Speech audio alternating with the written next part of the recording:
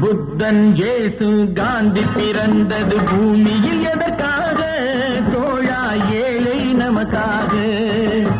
கங்கை யமுனை காவிரி வைகை ஓடுவதற்காக நாளும் உழைத்து தாகம் எடுத்த தோழர்கள் நமக்காக.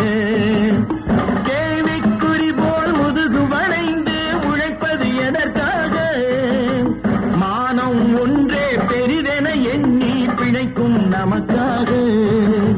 புத்தன் இயேசு காந்தி பிறந்தது